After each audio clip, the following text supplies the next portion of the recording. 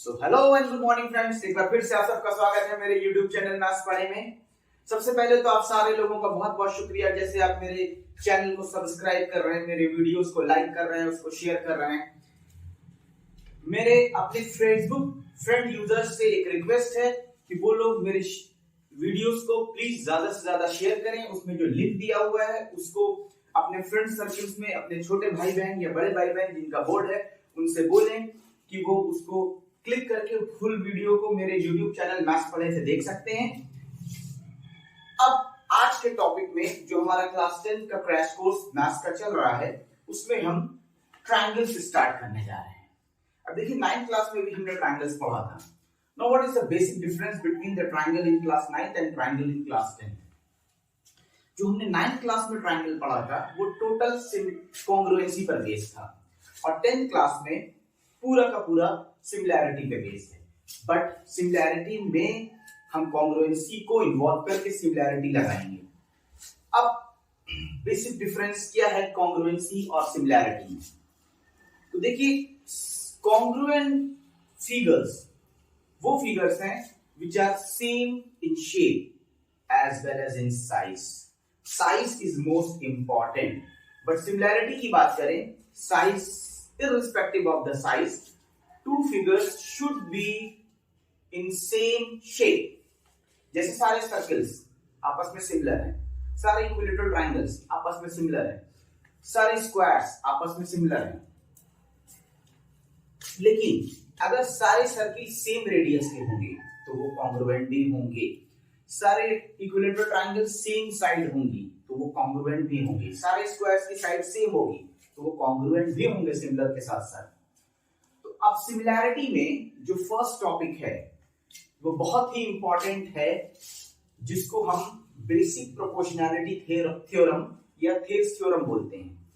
अब देखिए क्या है ये बेसिक प्रोपोर्शनैलिटी थ्योरम या थेल्स थ्योरम। जो बेसिक प्रोपोर्शनैलिटी थ्योरम, जिसको शॉर्ट में हम बीपीटी भी बोलते हैं, ये बीपीटी में थेल्स ने क्या बोला कि अगर हम किसी ट्रायंगल में एक साइड के पैरेलल एक साइड और ड्रॉ कर दें, if a line is drawn parallel to one side of a triangle, और ये जो साइड हम ड्रॉ करेंगे ये दूसरी दोनों साइड को अलग अलग पॉइंट पे इंटरसेक्ट करेंगी, तो जो दूसरी दोनों साइड हैं, बची हुई साइड, वो जिस रेशियो में कट होंगी वो रेशियो आपस में सेम होगा। इसकी डेफिनेशन क्या बोली गई है? If a line is drawn parallel to one side of a triangle, if a line is drawn parallel to one side of a triangle which intersect the other two sides at two distinct points, then the two sides will be divided in the same ratio. ये definition बोली गई है। Definition आपको बहुत सारी book में आपको definition मिल जाएगी। अब फिगर बनाते हैं, इसको प्रूफ करते हैं। अब इसके प्रूफ में देखिए दो कॉन्सेप्ट, मेजर कॉन्सेप्ट लगेंगे। एक तो जो हम ट्रायंगल्स का फॉर्मूला हमेशा से जानते हैं 1/2 into base into height। दूसरा एक कॉन्सेप्ट इसमें यूज होगा जो 9th क्लास में एक्सक्लूड कर दिया गया है, इधर 2-3 साल से वो सिलेबस से हटा दिया गया है।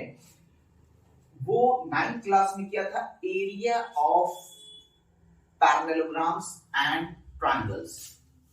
Area of parallelogram and triangle ये चैप्टर 9 था ओल्ड बुक में। नई बुक में तो ये चैप्टर ही नहीं मिलेंगे आपको। तो इस चैप्टर में बोला गया था, कॉन्सेप्ट यूज किया गया था कि अगर दो ट्रायंगल सेम पैरेलल लाइंस में सेम बेस पर बनाए जाएंगे, between the same parallel lines और सेम बेस पर रहेंगे, तो उन दोनों ट्रायंगल के एरिया सेम होंगे। बट पहले चलिए फिगर ड्रॉ करते हैं, थेल्स थ्योरम को प्रूफ करते हैं। जब वो कॉन्सेप्ट आएगा तो उसको वहीं पर हम थोड़ा ब्रीफली आपको एक्सप्लेन करेंगे। अब देखिए हमें क्या पढ़ना है, हमें चैप्टर पढ़ना है ट्रायंगल्स। ये हमारा नेक्स्ट टॉपिक है ट्रायंगल्स। इसमें हमें थेल्स थ्योरम देखना है। थेल्स थ्योरम, अब क्या है थेल्स थ्योरम?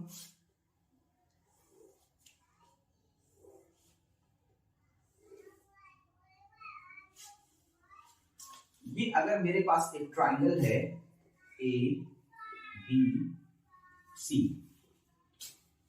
अगर अगर मेरे पास ये ट्राइंगल है ए बी एंड सी, इसमें एक लाइन डी ड्रॉ करते हैं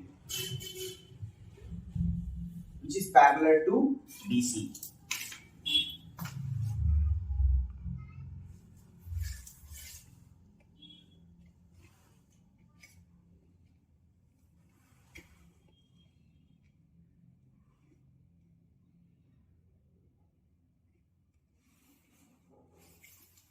इसमें एक लाइन ड्रॉ करते हैं DE which is parallel to BC. अब देखिए बोला क्या गया था, हमें गिवन क्या है, गिवन है ABC is a triangle in which DE parallel BC. हमें प्रूफ क्या करना है, हमें प्रूफ करना है AD upon DB is equal to AE upon EC. अब इसके लिए देखिए हमें करना स्टार्ट कैसे करना है, हमें कंस्ट्रक्शन करना है। क्या कंस्ट्रक्शन करना है हमें, हम क्या करेंगे, draw DM perpendicular AE and EN perpendicular AD, ये दो कंस्ट्रक्शन करना है। अब हम यहां से इस पर एक परपेंडिकुलर ड्रॉ कर देंगे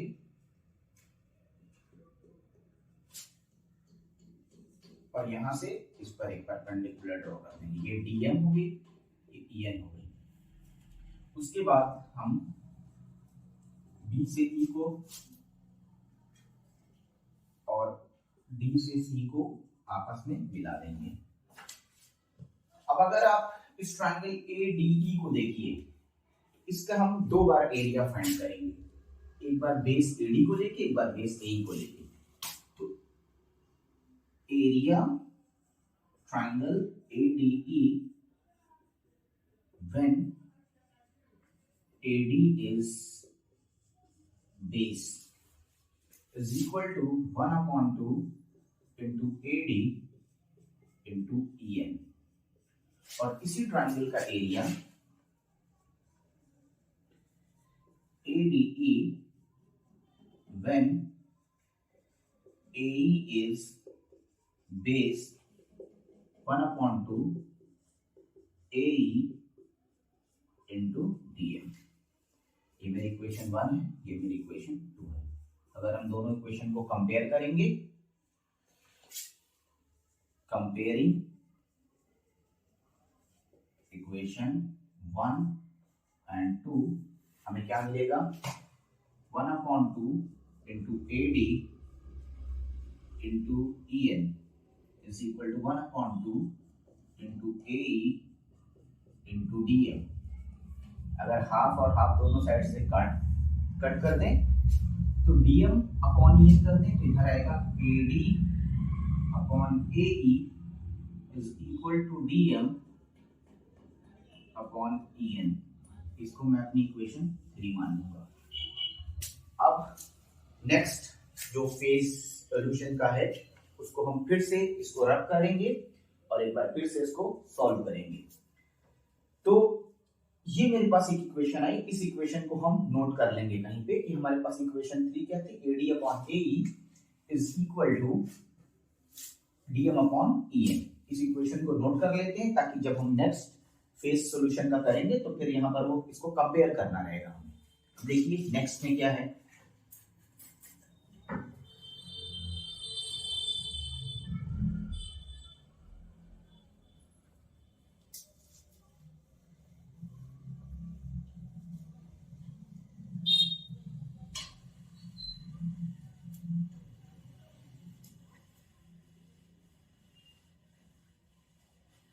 मैं यहाँ पे नोट कर रहा हूं AD upon AE is equal to DM upon EN। ये मेरी इक्वेशन 3 थी।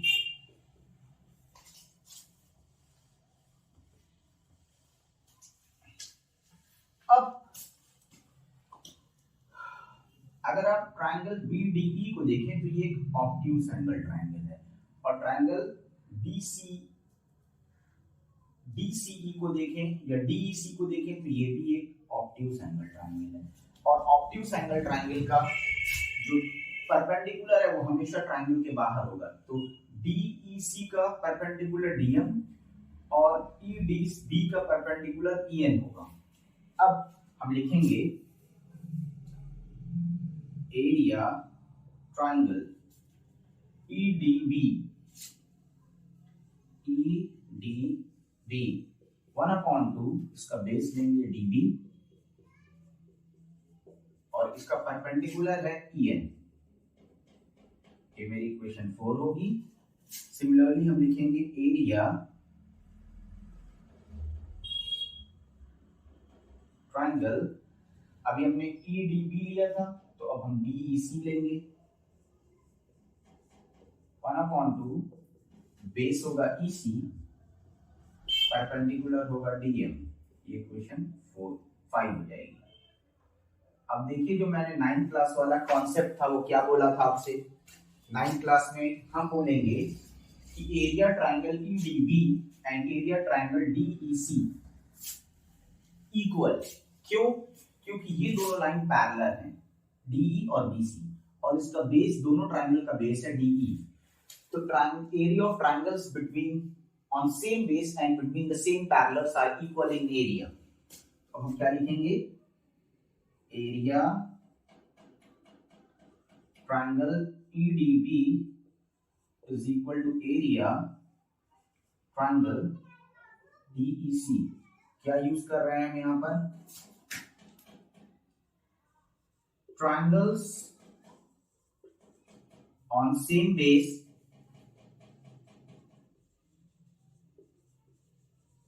and between same parallel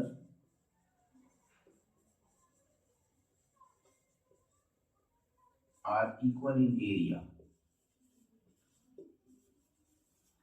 ये वाला कॉन्सेप्ट यूज करेंगे और दोनों की वैल्यू रखेंगे। 1/2 into dB into En is equal to 1/2 into EC into DM।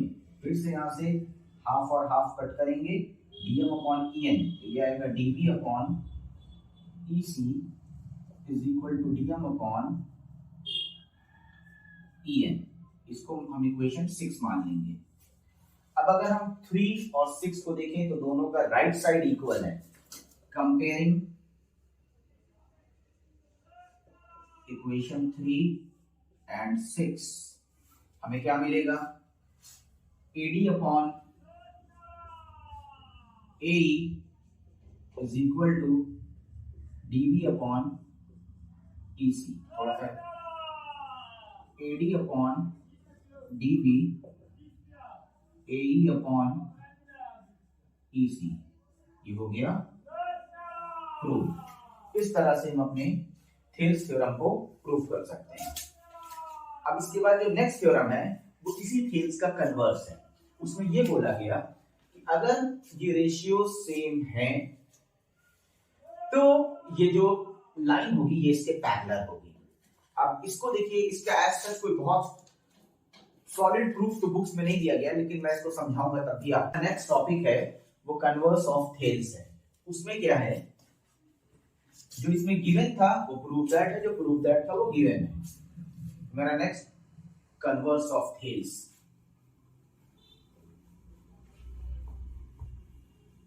Figure यही रहेगा बट तब भी मैं थोड़ा सा इसमें चेंजेस कर रहा हूं।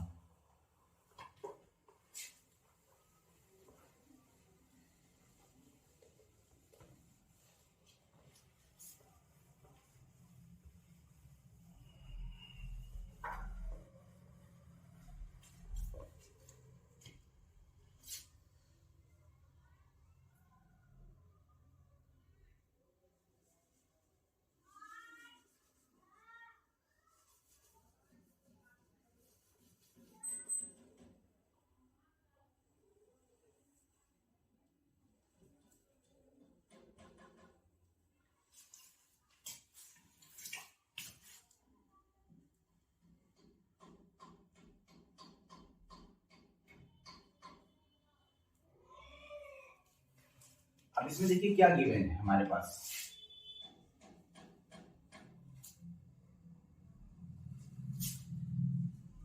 कन्वर्स ऑफ थेल्स, गिवन क्या है मेरे पास,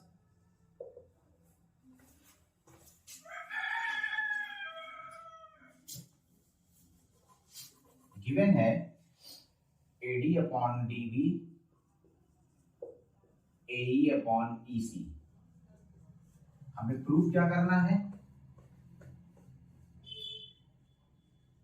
prove that DE parallel BC। अभी थेल्स के according AD upon DB is equal to AE upon EC है।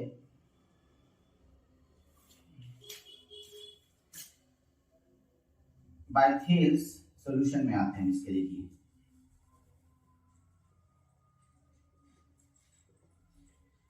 By Thales AD upon DB is equal to AE upon EC when DE parallel BC। अब हम क्या कर रहे हैं, हम मान रहे हैं लेट अनदर लाइन DF, एक लाइन ले लेते हैं DF, not parallel to BC but according to given condition the ratio is same, so AD upon DB is equal to AF upon FC। अगर हम दोनों इक्वेशन के साइड को कंपेयर करें तो AE upon EC is equal to AF upon FC। अब AF क्या है और AE is equal to, AF को हम लिख सकते हैं AE माइनस FE और EC is equal to, EC को क्या लिख सकते हैं, EC is equal to, sorry या EC, FC क्या है, EC प्लस FE। अब देखिए किसी इक्वेशन में AE is equal to AE minus FE, EC is equal to EC plus FE, ये कैसे पॉसिबल है कि AE में से FE माइनस हो रहा है तो वो AE के बराबर है। इसका मतलब वो जो FE है उसमें कुछ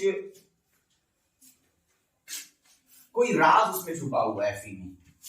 अगर हम इस सिचुएशन को थोड़ा ऐसे समझते हैं कि दो लोगों के पास सेम अमाउंट है, हम उसको एक 50-50 रुपीज, मैंने फर्स्ट से कुछ अमाउंट ले लिया और जितना अमाउंट फर्स्ट से लिया उतना अमाउंट सेकंड वाले को दे दिया, बट अभी भी दोनों लोगों के पास सेम अमाउंट है। ये कैसे पॉसिबल है, ये तभी पॉसिबल है, मैथ्स में देखिए पॉसिबल है कि हम पहले वाले से 0 अमाउंट ले लें और दूसरे वाले को 0 दे दें, तो अभी भी उनके पास 50 है, अभी भी उनके पास 50 है।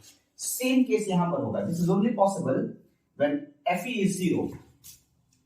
यहां पे लिखेंगे this is only possible when FE is 0 or E and F coincides, hence